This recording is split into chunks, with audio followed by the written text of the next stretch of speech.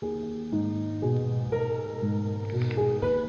hosts feel it would be a little unkind to present this podcast without just a word of friendly warning. We are about to unfold the story of Frankenstein, a man of science who sought to create a man after his own image without reckoning upon God. It is one of the strangest tales ever told. It deals with the two great mysteries of creation, life and death. I think it will thrill you. It may shock you. It might even horrify you. So if any of you feel that you do not care to subject your nerves to such a strain, now's your chance to. Well, we've warned you.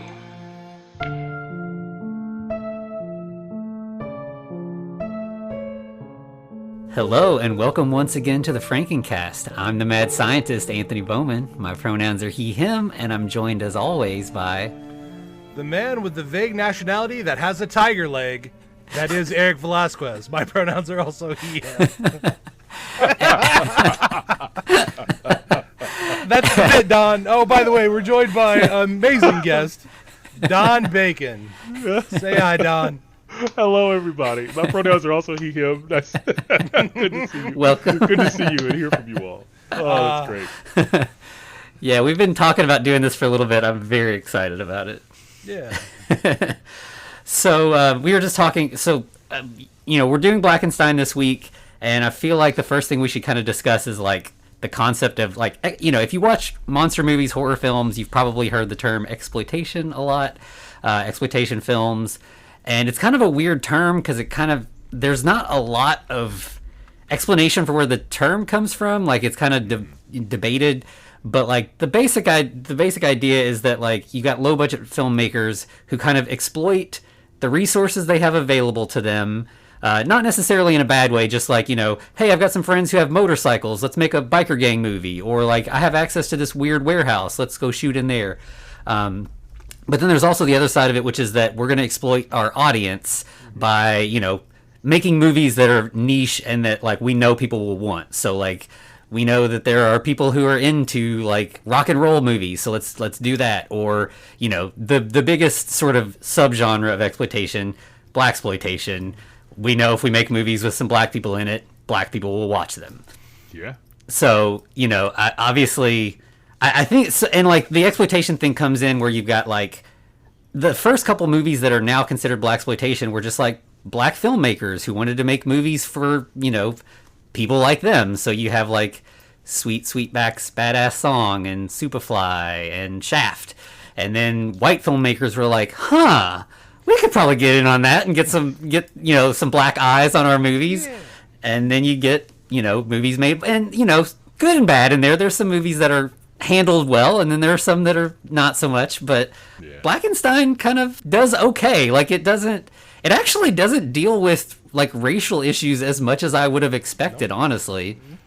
I expected for there to be like some sort of like, oh, he's not just a Frankenstein monster, he's a black Frankenstein monster, and I don't think it didn't like jump out in that way. It kind of fit in a low budget version of what these films are a lot of them are like, at least in my mind.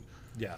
So I mean, there were a couple points where it kind of skirted the line, but I don't think it was mainly a racial thing, whereas it was a issue with a certain individual's problem with like patriotism. And, yeah. It definitely it felt like it was getting there, but yeah. Yeah, there was a lot of stuff that felt like more about like the sort of brand of toxic masculinity that came as a result of the Vietnam War. Mm-hmm. Mm-hmm. Like this movie came out near the end, but like the war was still going on. But yeah, we'll get to there's one specific scene, I think it's the one you were talking about, Eric, that like really feels like it leans into that. Yeah. So I guess we'll go ahead and dive in. It starts very Frankenstein-like. You got thunder and lightning and fog and like a gothic font and an old castle and everything. Yeah, I do like how the title comes out of like this green floating fog. And then, Blackenstein, the Black Frankenstein. Yeah. That subtitle cracked me up. Like, like if you couldn't figure out what we're doing here, we took the word black and the word Frankenstein and stuck them together. Boom. Right. And yeah, I mean, obviously this movie came as sort of a response to Blacula, which is... A Black Dracula. Yeah. And it's probably a better movie than this, but, you know, this is still a lot of fun. Yeah, it's fine. Yeah. And actually, I think that as far as low-budget stuff goes, I think the, like, science lab that we see after the credits looks pretty great. Like, it's one of the better ones we've seen in a while. Okay, let's talk about this. We haven't seen a good science wheel in a couple movies. Yeah. This one doesn't just have one good science wheel. No, we have 3 good science wheels. 3 nice dynamos. And they actually do what dynamos do and produce electricity. That's Yeah, the like first. sparks. Yeah, that's a first. I did think the lab was like sort of impressive. I was like, oh, I just want to poke around in here. Yeah. As far as the scenery goes for this film, it's the most interesting, hands down. Yeah. Yeah, so we kind of just see a little bit of science action. We're not really sure what's going on here. And then we cut to a plane landing. And if there's one thing about this movie that feels very black, it is that it has a really good soundtrack. A really good soundtrack. Yes, absolutely. That was one of the things that I was looking for. Like when I think about blaxploitation films, a lot of times it's like, okay, what are they using? And most of the time it's going to be that funk and soul music thing, right? Like we're going to put this front and center in our soundtrack. And I was like, all right, if nothing else, this film has a good soundtrack and I'm having fun with it. Because we're like 10 minutes into the movie and we get a song and I'm like, okay, I'm grooving, I'm ready. Take me on a journey. It's a little bit of blues, a little bit of soul, you know? We're good to go. And so we see this woman get off the plane and she walks through the airport, gets in a car, and then drives to the house that we just saw in the credits. This sort of like Gothic mansion kind of house. Right, in the middle of California. Right. Yeah. And, you know, she knocks on the door and we find out her name is Dr. Winifred Walker. She's a black lady, but the door is answered by this black servant who we will learn is named Malcolm, which I don't know if there's a couple names that seem to be like possibly referring to other things, and I don't know how intentional that is, but you know, when you hear the name Malcolm, there's a, and then when we meet our Black Frankenstein, his last name is Turner, which might be a Nat Turner reference, but I don't know if that's a stretch or not. Right.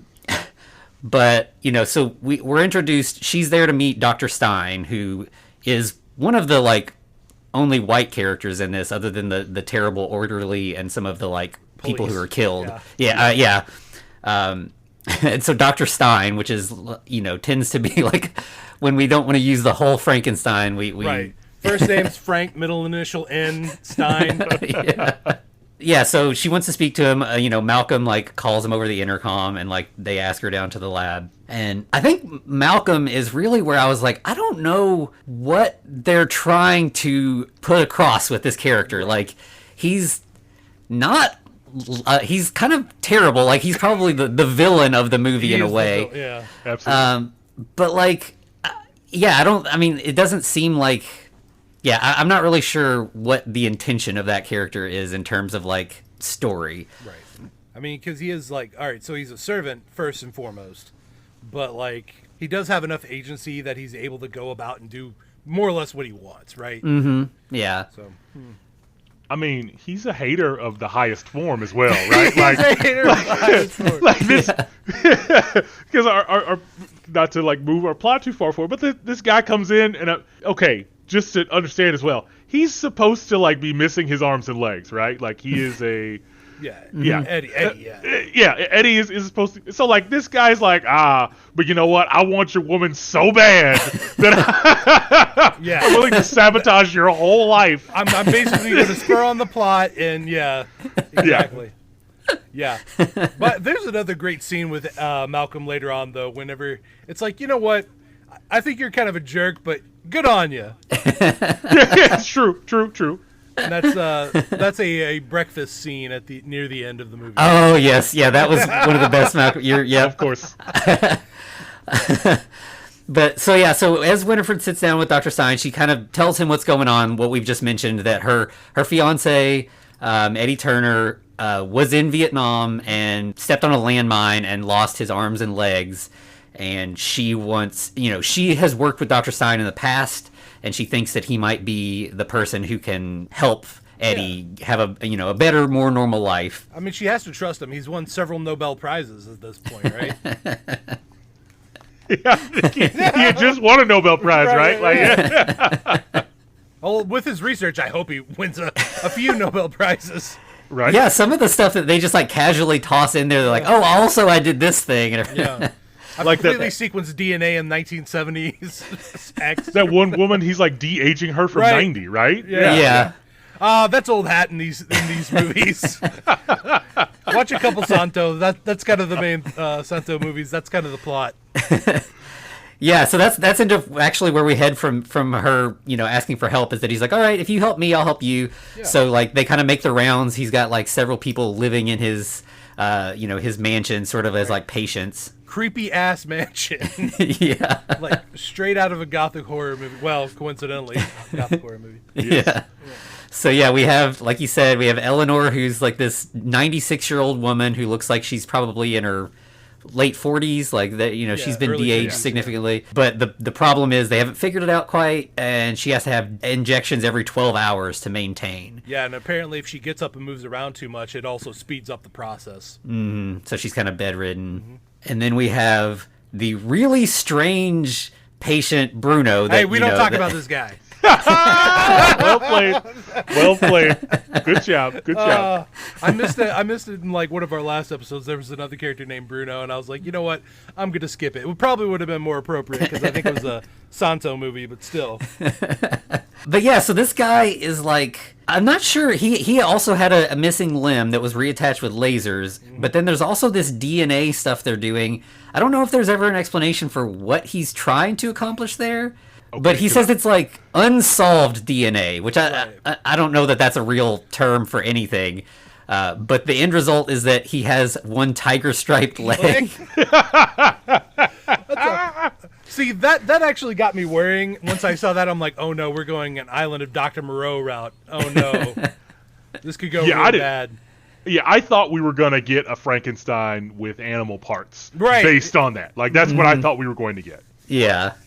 Yeah, and it really doesn't really come back at all. Nope. Like, it's just... At all. Just one dude with a tiger leg, that's it. Yeah. Instead of Chekhov's gun, I'm now going to say Bruno's leg. Bruno's tiger leg.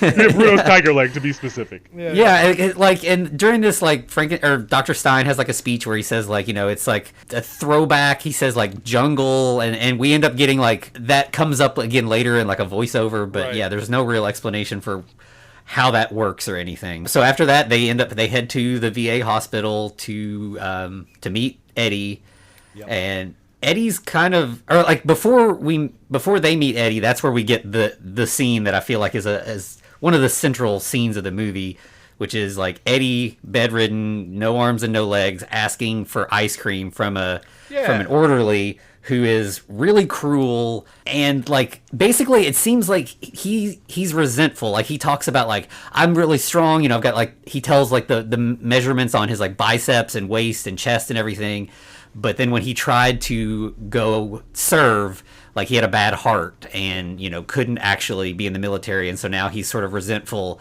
of Eddie for having served. And it almost felt like that guy is sort of a metaphor for America in the war. Like, he looks strong, but he didn't have the heart to actually win. And he's sort of like resenting like the rest of the world, the people of color, the rest of the world who like maybe did better in this conflict than he did. And yeah, he's just a jerk. And like he gives him a shot, and he's very excited that he's going to give him a big needle. And Right. he's Well, he doesn't just give him a shot. He like literally stabs him with a needle. Yeah. I did think, though, that, like, the way that guy delivered his lines might be, like, the most, like, like, he was really feeling those lines. Yeah. Like, when the camera was, like, on him, and he just had that little monologue, like, he was in it. He was as dialed in as anybody is in this movie, hands down. Like, Probably more so than most characters, I'll be honest. Absolutely, right? Like, he was all the way dialed in for this for whatever reason, and I thought, oh, this is going to be like a plot thing, right? Like, I really kind of thought this was going to stick with us. I mean, kind of. Yeah. Sort of. I feel like there also was... He never said anything, like, overtly racist, but he definitely felt like he was treating this man as less than human, and there definitely felt like there was some racial elements to that discussion. Right. Absolutely. I mean, yeah, it's like that's what I thought that was interesting as well, because I was like, is this going to be the racism that they deal with in the film? Right. Like, you know, a blaxploitation film doesn't necessarily have to deal with racism, but it was also like, oh, I think so many films, especially now, when they like, you know, on purpose kind of like give a black person conflict, they're like, this person is racist, and they like very explicitly make them do something very racist. They say something very racist. They, you know, it's very overt. And this was almost like, take it how you want, you know. Right. Mm-hmm. Yeah. Which is probably, you know, is probably the majority of interactions that black people have with racist people are probably not like, you know, someone shouting the N-word at you. It's just them treating you as less than in subtle ways and just making your life more difficult. Absolutely. So once Winifred and Dr. Stein show up and the orderly leaves, and he's even a jerk to them. He's like, you've only got 30 minutes. Like, visiting hours are almost over. And so they kind of talk to, and Eddie, you can tell he's like, he didn't want anyone to see him in this way. Like, he's kind of ashamed at what's happened to him. You know, he's like, I told you not to visit me here. Yeah, they were engaged, but he's like, no, we're done. Get out of here. I mean, well, to be fair, being in his situation, he is literally as vulnerable as you can be. So he has no way to defend himself, no way to escape. He's just there. And whatever they want to say, do, how they look at him, everything's going to be laid bare for him, right?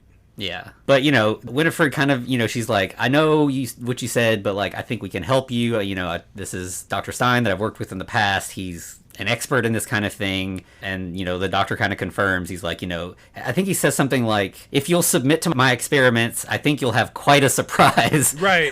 It's like, Which is a bit of foreshadowing. Right? Yeah. Everybody kind of gets quite a surprise. Yeah. And then we just cut away to this weird scene that is like Dr. Stein and Winifred like experimenting on a rabbit. Yep. I don't know what that was about. I like his massive science goggles. They look like something out of a steampunk movie or something like that. Yeah, was it like, oh, hey, we got to show him doing some more science stuff that's experimental. Science! You know? Yeah. Yeah. And then pretty much, so after that, we have like Winifred, she's talking to Eddie, and so he has come to the mansion, and, you know, Winifred's like, it's going to be okay. We're going to give you your DNA shot. So that's I mean, you know, I guess, I don't know how common like leg, like replacement surgeries were at the time, like but the DNA stuff I mean, theoretically, you should just be able to reattach all of the parts and they should just heal up. But like, this movie's very focused on DNA, which it has to be to sort of get to the twist, basically. It's like stem cells before stem cells were even thought of, right? Yeah. I mean, at some point, somebody's got like what looks like a peroxide bottle. Right. It's just like DNA labeled with DNA. Yeah. Right. That's exactly what I thought too. I was like, man, they just got a bunch of peroxide bottles with everybody's DNA inside them. What's going on? But also, can we talk about the weird musical stings?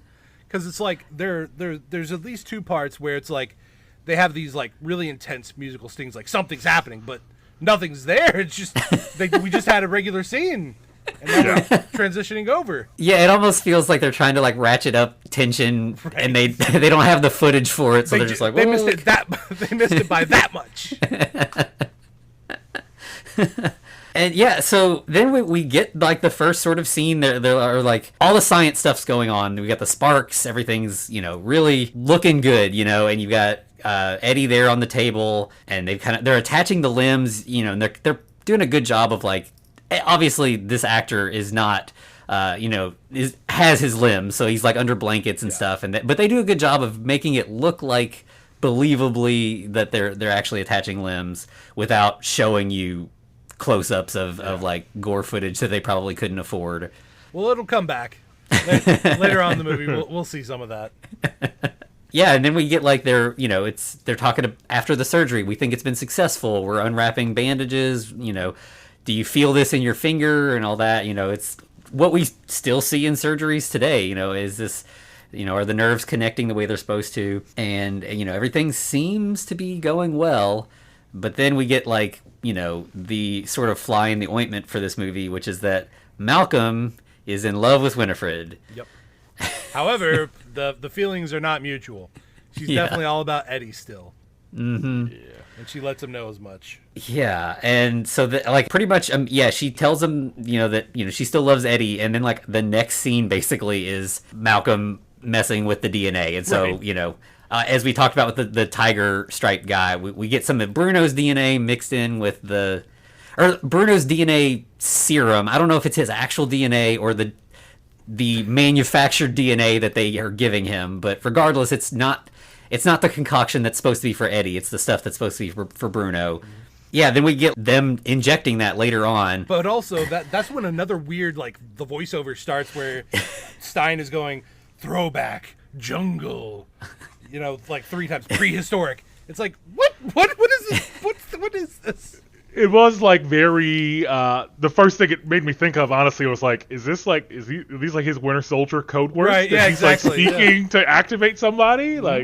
Yeah, and going back to going for sort of racial messages in this, when you have words like jungle and prehistoric and primeval and stuff, it feels, but it doesn't really pay off in any way that makes it feel intentional, but it is still there, so that it feels maybe it's just commenting and letting you think about that, or maybe I'm looking into it too much, but it's always an option.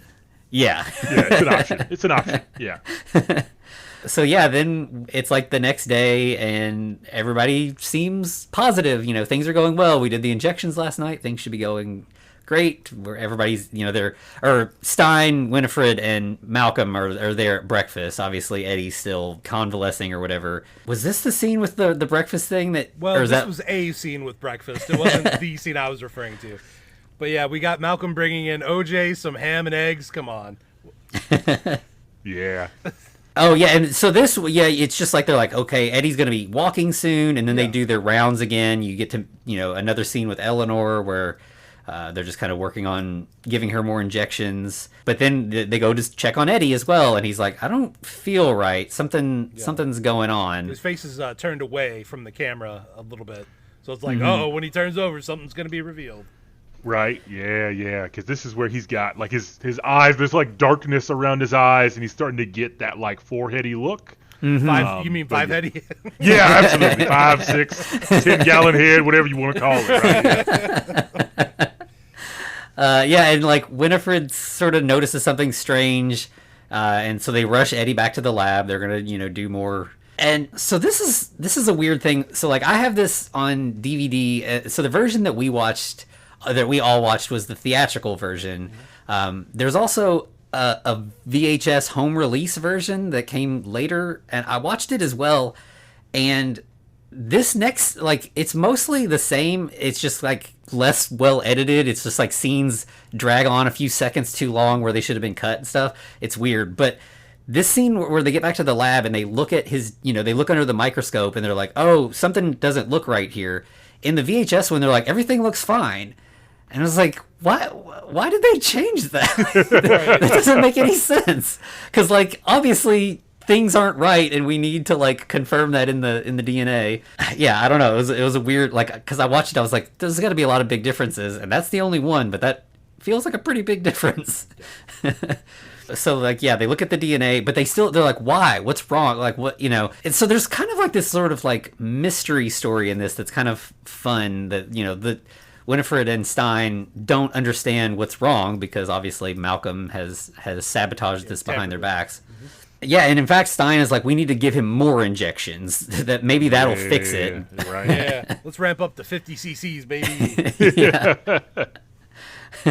And of course, that doesn't go well. That goes exactly as we would expect.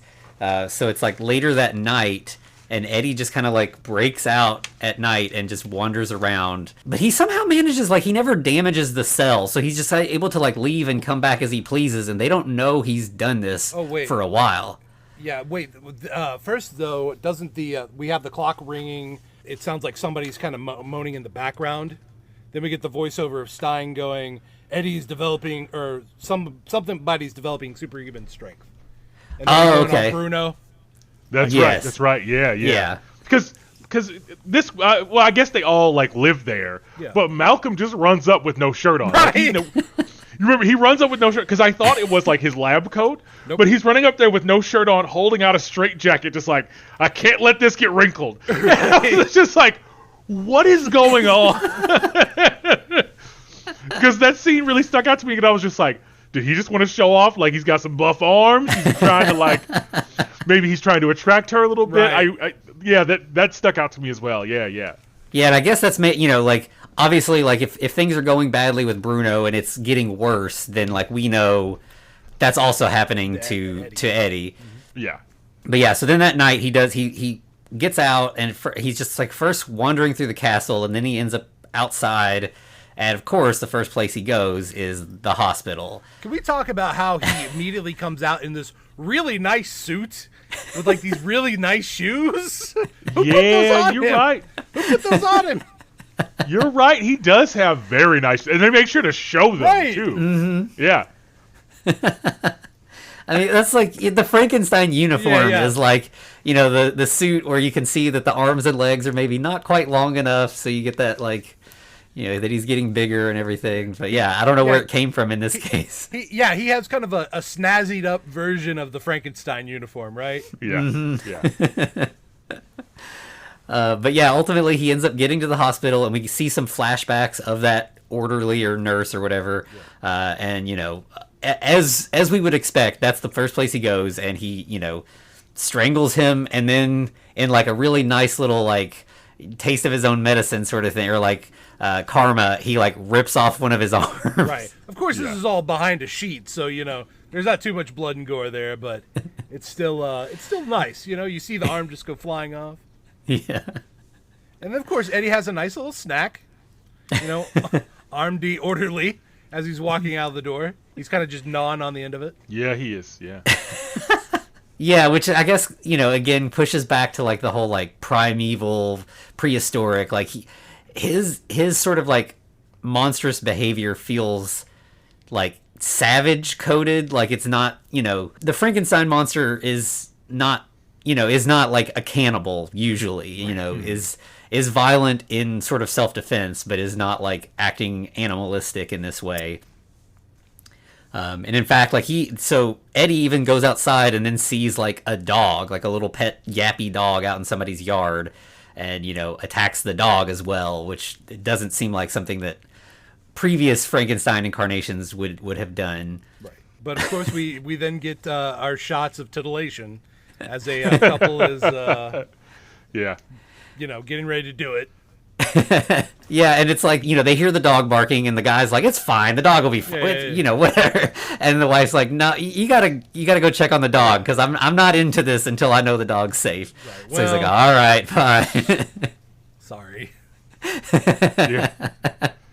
Yeah. So, but like he goes out, he like leaves, and then you just hear a scream, and like you see his body on the like you don't really see anything happen to him, and really, because what we want to spend time with in this scene is the lady in the very see-through nightgown. Yes. Yep.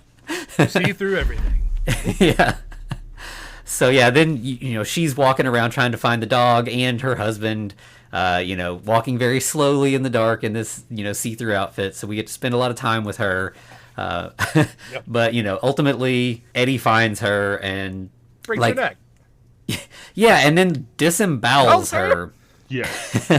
And again, this is another one of those where it's like, is this sort of like, there's this ongoing cultural thing. Like I was actually reading a book about like depictions of like black monsters throughout history in movies, and like the first ones that was referenced was like Birth of a Nation, which is, you have like it's just it's a black man, but he's portrayed sort of monstrously as a rapist and stuff, and like exaggerated features and everything. And this felt like, you got a white lady and this like black monster who attacks her and, reaches into her insides and stuff. It felt like maybe there was something there as well. I felt like they were playing with that in a way. I wasn't sure, like so I used to teach this anyway, to say though that like I thought the same thing, right? Like I felt like they were playing with this, and this is not the only white woman who is attacked in this film either by Eddie. And so it was almost like, okay, they're sort of like making a point as to maybe why this monster's maybe more fearsome, or this is the fear that would be there. But I don't know if it plays with that point any more than showing it on screen. Yeah, it doesn't, like, I don't feel like the filmmakers were like, like with Birth of a Nation, those filmmakers were like, had a racist point. They wanted you to look at black people as monsters. I don't feel like that's going on here. Like, I don't think that this is, but I also don't think that they were trying hard to point in the opposite direction either. It's just kind of like there for you to ponder, I guess. But like, yeah, like you said, pretty much most of the body count in this movie is white women. There's a few exceptions, but like most of the people who are killed, pretty much all the people who are killed, with like one exception, are white people, and yeah, then most of them are women. Mm-hmm. Yep, that's correct. So then, Eddie ends up just kind of going home, like I do love that, by the way. He just, at the end of every night, he just walks on home. Yeah, it's so strange because I don't know how he's getting out of the cell in a way that doesn't show, but like he just goes back home, closes the gate, and acts like nothing ever happened. Mm-hmm. And so that's kind of what ends up, a good chunk of the middle of this movie is just back and forth of like they're trying to figure out what's wrong with Eddie, and then Eddie's sneaking out at night and killing people, and the whole time you just, every now and then you get scenes of Malcolm just like sneering. Yeah, he's just like, I know what's up and I'm not gonna say that too, yeah. Yeah, it's just they're working in the lab, mixing chemicals, and there's another like weird voiceover from Stein where he's just like unsolved. And I don't know what those voiceovers were about. Like, they felt very like they were just trying to make sure that you were following the story or something. They didn't trust the audience to actually follow it. They were like, "We're just gonna tell you what we're meaning with this scene." Yeah. And so then we've got like the next night and then we finally, so like with the previous scene with Eddie, like you said, we're saying with like the outfit, we spend a lot of time with his clothes, and like he's usually either we see him from the back or in shadows or from a distance, but like this time when he's out, you like finally really get to see what his transformation looks like. The incredibly square afro with the massive forehead. Mm-hmm. And that, like that obviously, like, if you've got a black character with like an afro, that you're obviously pointing back to like the Black Panthers and just like the civil rights movement, like that's sort of the uniform for the time period of that, which was also going on around the same time as Vietnam, so it feels like that's all kind of wrapped up in here. And I think when you talk about like race and Vietnam and the same thing, like you had a lot of like people who like you've got Muhammad Ali who refused to go to Vietnam, and then I think you had like probably Black Panthers who came back from Vietnam and were like, we need to organize in the way that soldiers, like we need to use what we learned there to better ourselves here in this country.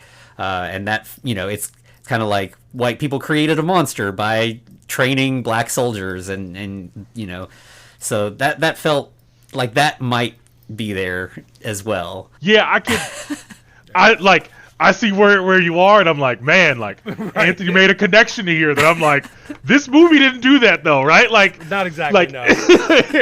Like it, because we're at the park scene at this point, right? Yeah. This is the So like that park scene, like I guess to me, I felt like this movie like had places where it could have like made these points, right, but didn't. But then it either wanted to do it completely visually or it didn't want to do it, right? Because like the woman in the car kind of has a conversation with the guy she's with, right? Yeah. Like she's like, hey, if you want to like she's very particular about her hair, right? Like he's like, do you like your hair to be touched? And she's like, to be fair, the guy's going full creeper mode, right? He is like full on, like he's Biff Tannen in the car, parks. He right? literally pulled her into the park for one thing and one thing only.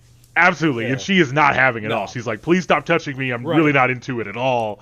And so I was like, oh, like, okay, like, hey, don't put your hands on people if like you shouldn't do that. Yeah. And then she just gets myrtleized, right? Right. She gets kicked out of the car. He jets, and then that's all for her. Yeah. Yeah, which, like, again, like I said at the beginning, like, I felt like there's a lot more about toxic masculinity in this than there is about, like, race. Because, like, yes, there's so many men in this who are just terrible. Yeah. Absolutely awful.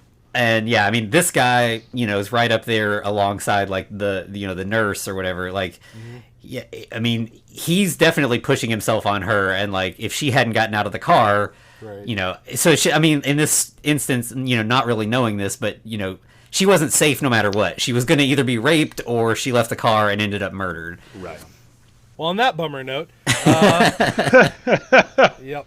Yeah, and I think then, in fact, with her, he like drags her away by the throat. Like, yeah.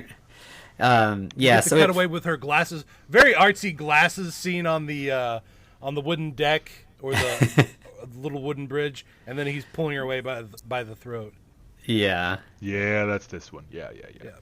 And then the next morning is when we get the breakfast that we were talking about. So like, yeah, everybody's sitting, or Malcolm's serving, Winifred and Dr. Stein setting out their breakfast. But then, Stein's like, "Hey, listen, we got to talk in my lab real quick." And it's like, okay, maybe Stein's wised up to what's going on. Turns out, nah, he just knows something weird's happening. He doesn't know what. But that's when our boy Malcolm sits in the boss's chair and just decides to eat his breakfast. Eat his breakfast. You know what? I can't be mad at him for that. Yeah, absolutely. That's true. Yep. And he's like jolly about it, isn't he? He's like happy about it. Like he's like, woohoo! All right. Do you think it's making a point about this particular guy like wanting things he can't have or is not supposed to have? Yeah, I can see that. Like, between Winifred and the breakfast, he's just like, I'm going to take what I can get. Like, I know what I want, and if people aren't going to give it to me, I'm going to find ways to get it. I don't know. Yeah, because he just plops himself down, and he's, like, happy about it. Yeah. He gets a smug look whenever he sits in that chair. I'm glad you brought that up, because I remember thinking at that point, I thought it was, interesting to a certain degree. I mean, I guess, to a certain degree, Eddie is our protagonist, I guess. And then, like, our villain being Malcolm, like, I'm like, okay, like, this is a black film. They decided that they were going to have the main people be black people. But it was almost like you didn't even need that many people to like do this either, right? Like it could have just been an evil scientist, but having an evil scientist or having a scientist and his evil apprentice or, orderly or whatever Malcolm's actual thing is, it's like, oh, I mean, I guess you've given black characters like the meat of the story, but I don't know, like what's the point that we're getting at is what what I kept trying to like find. Where did they want to go by doing that? Right. And speaking of that, I was thinking about this while I was watching. I was like, Eddie doesn't have much agency in this whole movie. Like the whole thing happens to him. Like he doesn't really affect it. Of course, because he's been given Bruno's DNA, that causes him to go out and do things. But he didn't choose that. He didn't ask for it. It just, these people chose this for him. And the weird thing about his sort of like transition into being a monster is that like, usually in a Frankenstein story, you have like a corpse made, or like several different corpses cut up and attached together. And then like the thing that wakes up then, the question is like, where did that soul come from? Where did that consciousness come from? But here, like, it's just Eddie. Like, he's getting new arms and legs, but that doesn't affect his like personality. Right. It's just this DNA. So like, it's a different sort of transition into becoming a monster. Like you have an actual already sentient being who is turned into a monster. It's almost more like a Dr. Jekyll and Mr. Hyde story. Just that he looks Frankenstein-ish in his like tall head and stitched up arms and legs, But yeah, and then we get this scene with him where like, he kind of grabs Winifred and like Dr. Stein has to kind of like pull him off of her. And then to like get him to break loose, again, this is one of those things where it's like, he could have used anything as a defensive weapon, but he used a shackle. Right. And that feels like that it's there on purpose. Yeah. I mean, like, when you got a black character and a shackle, like it's hard not to see slavery there. Mm-hmm. But it doesn't go that extra step to like really give you any sort of message there other than that like he's being kept down and like you said, like he doesn't have agency. He's just sort of like under the control of all these various people at different points. And like you were saying, Dawn, with like having these two black characters is sort of like antagonists with each other, like it's nice that it's not like black people are the bad guys or that black people are above reproach. Like there are all kinds, black people are just like white people. There are good ones, there are terrible ones, so that was kind of nice. But then I don't know, Malcolm is just such an inscrutable character that I feel like there's more to him that I can't quite Yeah, because the moral of the movie very easily could have been like if they had just taken Malcolm out and let Dr. Stein kind of like be like evil scientists, it could have been like, black people trusting white people in the world is, it's going to end up like this. But Dr. Stein's actually trying to do the right thing. It's like Malcolm messing it all up. So then it's just, well, what's our moral here? Are we trying to get to like a deeper part and say something about race relations in America? I couldn't pick out one thing that was maybe necessarily happening in this film, but instead there's lots of like little small things that happen over and over again throughout the film that kind of go, oh, maybe this, maybe here. I don't know. I'd love to actually ask the director questions now. Yeah, and I don't know if you all know about this, but so not the director, but the writer was murdered like soon after this movie. He was like a Hollywood lawyer who like wanted to get into being in movies, and like apparently like it's a mystery still. No one knows what happened, but they think that like he had some like clients who were with the mob and stuff, and so like possibly he rubbed someone the wrong way in one of his like legal cases and ended up dead for it. But so yeah, there's no way of knowing his intent with the story he was writing, because he's gone.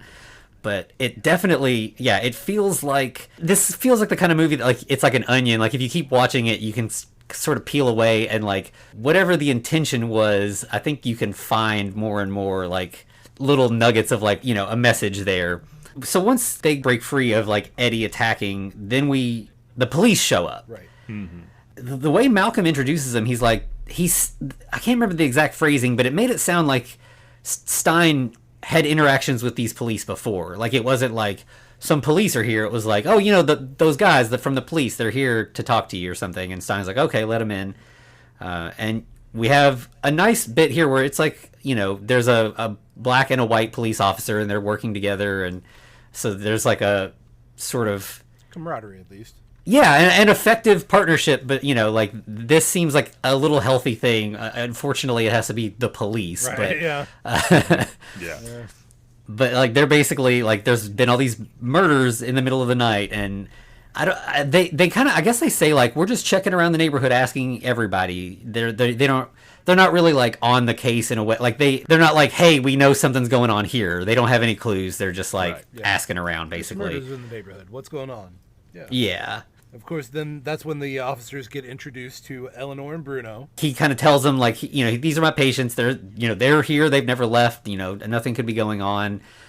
So Stein, this is Stein's not villainous here. Like he legitimately is like, all my patients they're fine. They're here. They've never left. We don't know anything about any murders, and as far as he's concerned, that's the truth. Mm-hmm. And then we get back to the night again, and Eddie's breaking out again. Just bust through the chains that they latched on his door. Yeah. As you do. Right. And he goes to this sort of like club. Yeah. This was probably my favorite part. It was pretty good, yeah. The joke that he tells. I actually laughed out loud. I was like, that's pretty good. So, he gets there, and I guess there's like is he like an MC? Because he doesn't end up playing music, does he? Yeah. But like there's a band, there's this MC, and he's got on like, the 70s style suit. But it was probably like one of my favorite parts because the guy and the joke just reminded me of like one of like my dad's friends. Like my dad was born in 1950. So that's like the perfect time period. Like this is precisely the sort of character that my dad would tell me about. They'd be like, I used to go to this bar, right? And there was this guy who would tell these jokes. And so the scene just played out in that way. And this guy tells this ridiculous joke about this dog that I almost want everybody to watch this film to hear. Yeah, honestly. But I just, in that scene, I was just like, I don't know where this movie is going anymore, but I love it.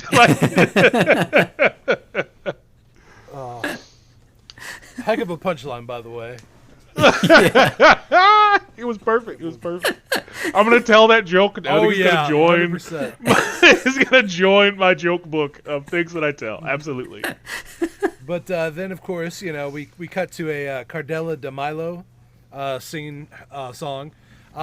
Is she like? Was she kind of big at the time, or was she kind of a C grade? Yeah, I wasn't familiar with her. It was I a mean, pretty she's- song. I mean, Yeah, she sounded great. I was not familiar with the artist before this either. So, but I did think it was just like that sort of. We're making a Blaxploitation film. That means that we have to include plenty of black music throughout the film, and so we're gonna make sure to do it live and in person right here. yeah. Yeah, and I mean it added so much atmosphere to like what they were doing here. So yeah, it was really nice.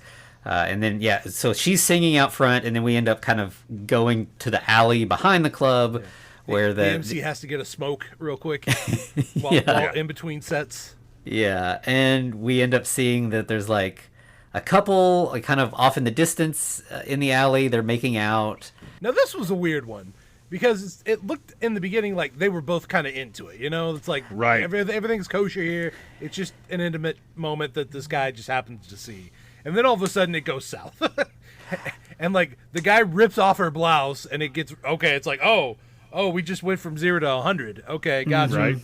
But more titillation if you're into all Yeah. that.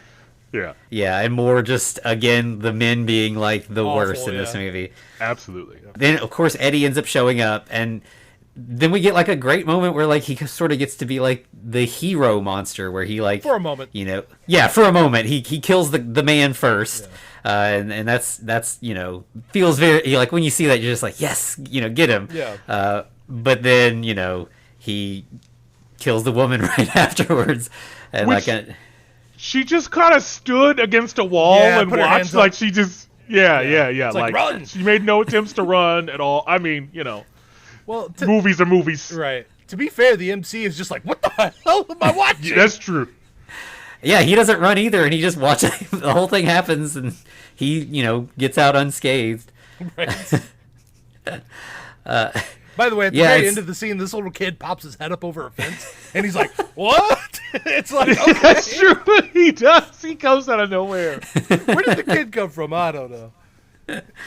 He's kind of plot relevant though. Yeah, because then like the next scene is the police show up and they're interviewing that kid, and he's just like, man, he was 9 feet tall. By the way, I freaking love this bit. This was like a Key and Peele like sketch, because Eddie progressively gets taller with each telling. So he starts off at 9 feet tall, and then like when we cut to the MC and he's giving us like he's 15 foot tall. That's true. You're right. Yeah. And yeah, like the kid, he's just kind of, he's like, yeah, he's 9 feet tall. He looked like he was bleeding maybe, and he went that way. And then, but the MC conversation with the police is great. Like he's like, man, I don't know. I'm just out here trying to have a smoke. Yeah.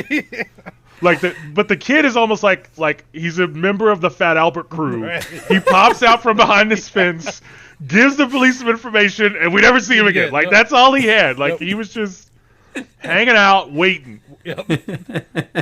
Yeah, and then like you said, the comedian MC, he also sort of tells his side of the story and is just like, I was just out here smoking, and this shadow 15 foot tall walked past. The police are definitely skeptical. Like Right. this giant monster is wandering around alleys killing people. I think I may be misremembering this, but I believe the officer's like, okay, so what happened next? And the guy's like, I got the hell out of there. Yes, he does. Yeah. He does, because like he delivers that line in a way that's just like, I was a smart person and ran away. That's what you're supposed to do. Because I remember stopping and being like, this is what I'm talking about. Okay, you have to know when to hold them and know when to fold them, and this guy knew when to fold them. Okay. And if you've watched a horror movie with me, Right. I believe it's always time to fold them. Yeah.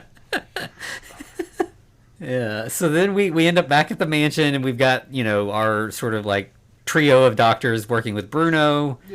Yeah. He's doing better for the most part now. Yeah. And then they, Winifred goes back to her room, and then dude's being terrible again. Malcolm follows her, and then he tries to rape her. So I mean, there's like, yeah, can't trust men alone with a woman in this movie at all. Yeah. And this is when Eddie shows up, right? Oh, yeah. Yeah. Yeah, and then he really does get to have like a hero moment because he like, fights off Malcolm. Malcolm actually runs away. To grab his pistol. And like when you get the moment with like Winifred where she's like, it's me, and like it calms Eddie down. Like it seems like, the sort of like Sue's the savage beast kind of thing where like she might be able to be the solution for Eddie, that like whatever weird, primitive DNA he's got coursing through his veins, like she might be able to like help him, process that and get to the other side of it. Well, Malcolm can't allow that because he's going to try to unload a couple rounds into Eddie and ruin everything. Yeah. That did not work out for him at all. Like he gets straight, like he gets like massively choked. Like this was like Undertaker, Kane, lift him up in the air, choke him, like sort of situation. I kind of wonder if he's really choking him because his tongue was actually bulging. So I'm like, he does do that. Yeah. So then, while that's going on, Winifred runs and finds Dr. Stein, and she's like, Eddie's the monster. Which it's kind of weird. Like, we do have this guy who's getting progressively stranger, and no one's like, something's going on here. But what's up with Eddie over there? His forehead got massive. Yeah. And so then we've got Eddie sort of like wandering the house. He strangles Bruno, and then Eleanor. Listen, let's talk about Bruno, because he actually tries to put up a fight, and he does an alright job out of everybody. This just flashed through my mind, but just the mustache, the thick brows, and the bald head. He mildly looked like the Iron Sheik as he ran. As he runs at Eddie at some point. Like he looks like he's kind of doing a wrestling move, and I was like, I just got like the slightest Iron Sheik vibes for a moment, and I was like, there's no way there's any connection here, but I wanted to know if anybody else saw it because that's what I saw. Yeah. And theoretically, Bruno should be the one who'd be most likely to stop Eddie because they have this same sort of primitive DNA. Well, he does for a second. Like should have done something for him, right? Yeah. Hey, listen, he put up a fight more than anybody. That's true. But it wasn't much of a fight. No. I mean, what Malcolm shot him, and that one guy, like the guy at the show, I guess he puts a couple punches in him, but it wasn't any. No. It didn't do any. Zero effect. Yeah. So after Bruno, he makes real quick work of Eleanor. She doesn't have nearly as much resistance. Nope, she was just there to pad out the body count, I think. Yeah. And then like Eddie ends up kind of making his way to the lab and finds Winifred there. And again, like he's sort of approaching her like he's going to strangle her, and she manages to like talk him down a little bit, and he's sort of like, kind of in a daze. Like he's not decided that he's not going to strangle her, but he's stopped for a minute and is like processing. Right. And then of course Stein ruins this one. Runs in with the needle. Needle full of Demerol, baby. They sort of have like a scuffle where like all kinds of equipment gets smashed because that always has to happen in a Frankenstein movie. If you've got all that, you got to break it. You got to get sparks going. It just looks good. And Stein ends up getting killed in the process, but Eddie does not kill Winifred. He leaves and goes outside, and I don't know, because the castle seemed to be sort of isolated. Right.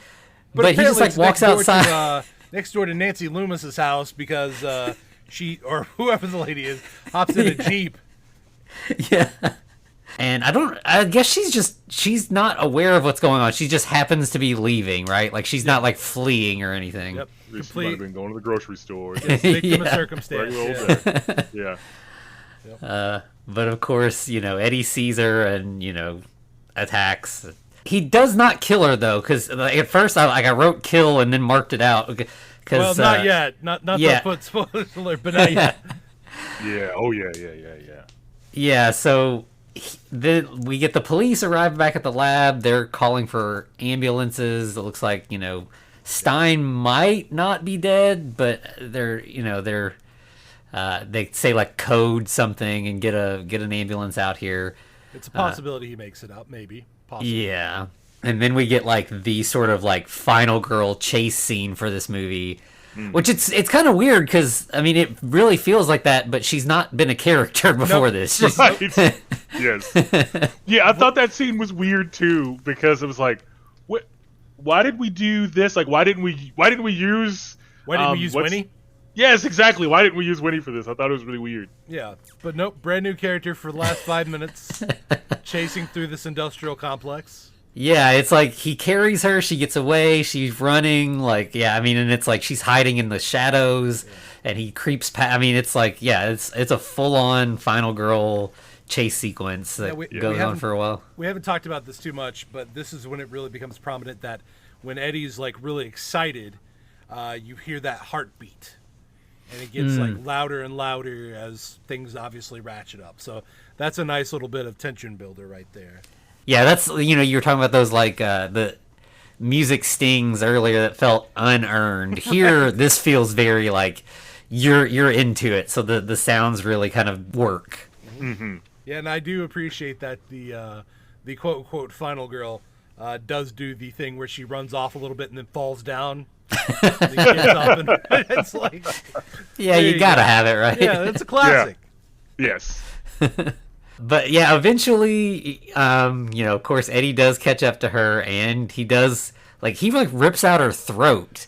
Well, when he catches her, she's like, "I'm so very tired," as she's trying to climb the ladder, and it's like, okay, and then just out of nowhere, the hand comes in and snatches her by the throat. Yeah.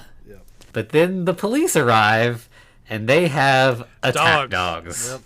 Yes. Which, again, feels like maybe they were getting at something there, I mean, again, kind of calls back to, using dogs to, chase slaves and stuff, And this scene is brutal. Most of the gore in this is pretty, over the top in a way that doesn't feel real, but this felt pretty visceral. It was a hard scene to watch. It very much was, yeah. Poor Eddie got mauled by dogs.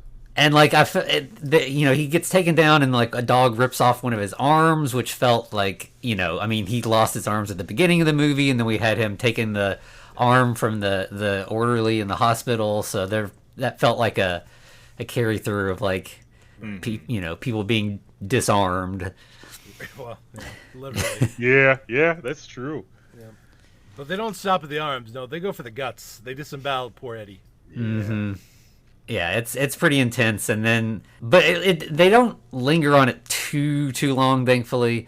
And then we get you get to see Winifred at the end, and she's being sort of led away from the house by the black police officer. I can't remember what his name was. I think it was Jackson.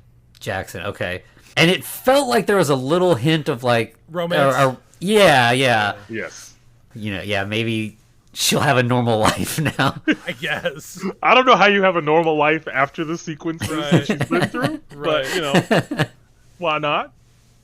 But so this ending was, it was less abrupt than some of the previous movies we've watched. But yeah, it was more the way that Eddie dies it's more of a downer than I think than probably anything we've watched. It felt really painful, especially because like we were saying earlier, he's not this sort of weird creature that was created out of nothing. This is a real man who has had his agency taken from him over and over again, from being drafted into the army to stepping on a landmine to this experimental serum and all this. And he's just punished left and right, and he hasn't done anything. Yeah. Maybe there's the black allegory there. That's it. Actually, we got there, right? Yeah. You didn't really do anything, but still getting punished for it. Yeah. Yeah. It does feel that way, and still can't quite settle on what Malcolm's deal is, but nope. Just I don't know. Malcolm's gonna Malcolm. That's all. Malcolm is from the Player Haters Ball, and he has come out to win. Right. You would almost think that you could say something you have the house slave, the Samuel L. Jackson from Django kind of character, except that he's not really even loyal to Stein. He's gonna, steal Stein's breakfast and mess up Stein's experiments if it gets him what he wants. Yeah. So yeah, I don't know. I mean, I guess that is kind of an interesting thing. Is like, he's a unique person. Like he doesn't fit into a stereotype. He doesn't fit into a trope. He's a fully fleshed out character who has his own agency and his own agenda, exactly. So that might be a really good character portrayal in this, like just. I still have a lot of questions about him running shirtless with that straight jacket. Was it like, it's too important right now for me to put it, this is too urgent of a moment for me to put a shirt on. Yeah, I gotta get the straight jacket. Yeah. He just had some moments. Also, I just want to point out, and I don't know if y'all noticed this, but the credits are backwards in this movie. Mm-hmm. They go, how like usually like they're like going down, right, but they go the opposite way, and I don't know why. Like I was just like, this is weird, right? And I was like, is this like a trope that I don't know about? Is this like a thing? Yeah, it like. When it first started happening, I was like, something seems wrong there. And then I was like, oh, okay. It's like, you're just so used to it that you don't really think about it. Yeah. It's like, this is very disorienting. Yeah. So, what do we all think about it? Just in general. I guess as an overall, in thinking about like the films that I think about when I think about like black movies from this time period, like I go Cooley High, I go Shaft. Like these are movies that my dad really liked, and so like those are the ones that like I watched and have like some sort of attachment to. And so I think I was looking for some of the same themes that those have, and like Cooley High is like really like its own sort of thing, right? Like it's a coming of age tale and kind of like gets away from sometimes some of the hokiness that comes with blaxploitation films. Mm-hmm. And so I think I was looking for some of the hallmarks of what those films kind of are, or like especially like, why did people enjoy them? What was like really going on here? Right. And so to a certain degree, this was like missing those. Like sometimes those movies just have like such an obvious point that it's like, thank you, okay, please stop hammering it home. Right. And so this kind of like left me with, okay, what were they trying to get to? And maybe it was like kind of what we discovered, right? Like here is, like if Frankenstein were black, like it would just be a continuation of like, you don't have control over so many aspects of your life when you're an African American and or a black person in America. And so, is that the point they were going with? I don't know. Like I'm now thinking about that. Like, is that because that's what you can almost take away from this, though. Like all of these things kind of happen to Eddie. He is there. We witnessed them, and so he becomes this like murderous thing, but he becomes it because that's what he's been made into, right? Mm-hmm. Yeah.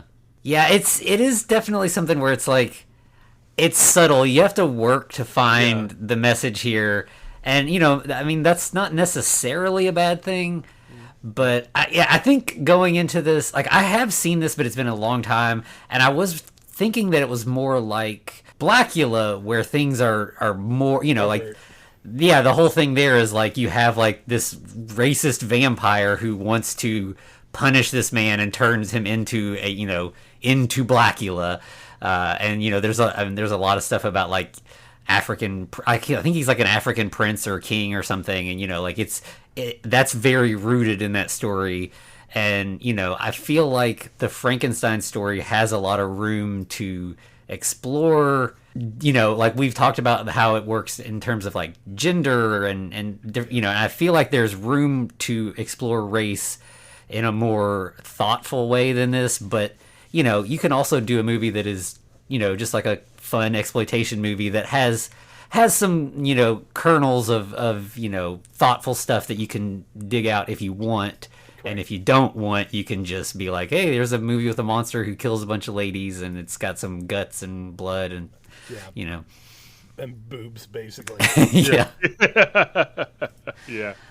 I mean, like you all were saying, I think I appreciate that if there is a message, it's very subtle and something you have to kind of look for. I don't know if it's necessarily a good thing that it's like there is no real. It's not necessarily that race is the enemy in this one. It's more like there are maybe it is better because there are individuals that are causing the problem versus. Maybe, systemically there's an issue, but Yeah. It's going to make me now go through like a Blaxploitation thing this summer, where I'm like, oh, now I got to watch other films and kind of see how they fit into here. Because even when I watched like Shaft and Dolomite, like I was like 12. You know what I'm saying? Like it was stuff I shouldn't have been watching at the time. That it's just like, oh, well, we got the VHS and my parents are asleep. You know, so now, yeah. But especially, I don't think I've ever watched Blacula. So now, I think those obviously are just gonna have some comparison notes that I'm gonna have to like sit down and watch and discuss. What was the documentary about the just like black horror? Is it horror noir? Mm-hmm. Yeah, I think I kind of want to. This makes me want to take a trip down that road and see what happens. Yeah, that documentary has. I mean, like every movie that it mentions is like worth digging into. The first time I watched it, I was like, there were a handful that I'd not seen, and it was like, yep, I got to track these down as soon as possible. And I know Anthony knows I'm really into horror comics these days. I have some things I need to catch up on, but there is a comic book called Dracula, motherfucker, and it is extremely stylistic. I don't own it on in paper, but it is really, really, really good. I had been just reading somebody else's, and it takes this time period, and there is a black protagonist, and he has to fight Dracula, and there's other things going on, and it is one of the coolest comic books that I've read, just page after page. Really, really cool. But this is a Frankenstein show, so not interested in that anyway. I mean, one day, there's an overlap, right? We've had Dracula versus Frankenstein and the Wolfman and all that. So, yeah, it definitely sounds like something that I would like to check out. So, all right. Does anybody have anything else they want to add before we kind of do the plugs and everything? Is there? Don, do you have anything you want to plug? You want people to find you online or anything? You don't have to. Right. No, I don't think I have anything I want to plug. All right. I don't think I have a presence except for no, not really. Yes, fair enough. I think the recommendation of the Dracula comic book. I think that's a solid plug. Yeah. There we go. Yeah, absolutely. Who wrote that? Because it's really good. It's really, really, really good. That is Alex Campy. Campy. Yeah, check it out. It's great. All right. That's a good recommendation. And, well, since we're talking about comics and that this is more of a Frankenstein show, there's also a comic by Victor Laval called Destroyer. He's mostly like a novelist and has written, like, I think his best-known thing is like a sort of H.P. Lovecraft retelling called like The Ballad of Black Tom, but he does have this graphic novel that is like a Frankenstein story that's pretty interesting. Yep, that is popping on my list now. There you go. That's why we do this. Yeah. Find all the Frankenstein related material we can.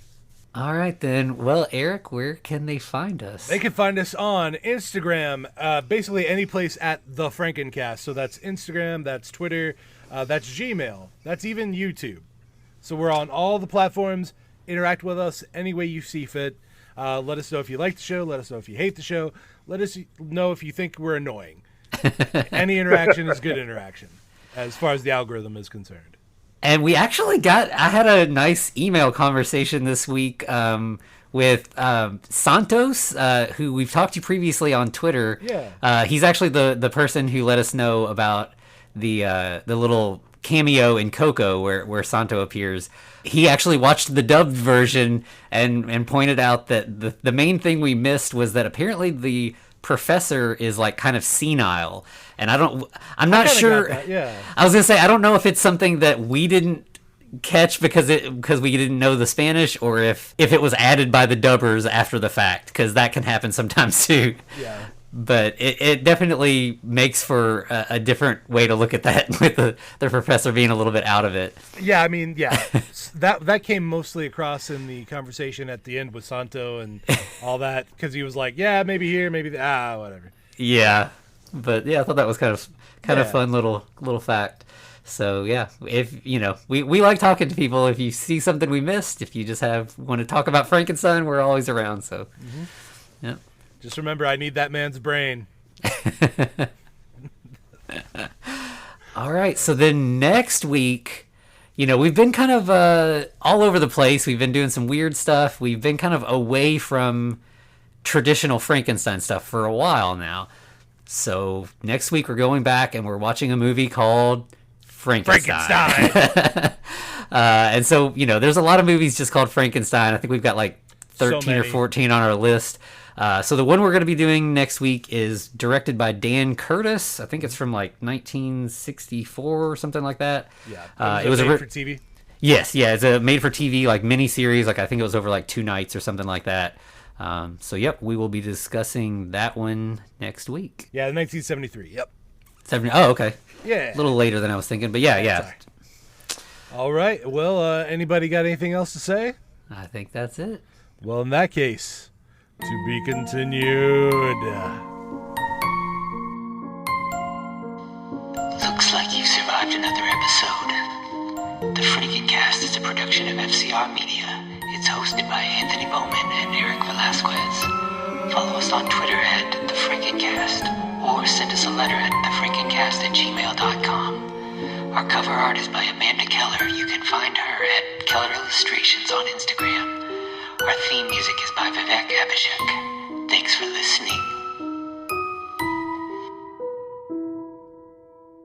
Basically, if there was a song to bring you back from the brink, what would it be? That's really the question. I will admit that I do think that Party in the USA is in there for me. And I could explain it all, honestly, but you know what? I'm just going to leave it at that.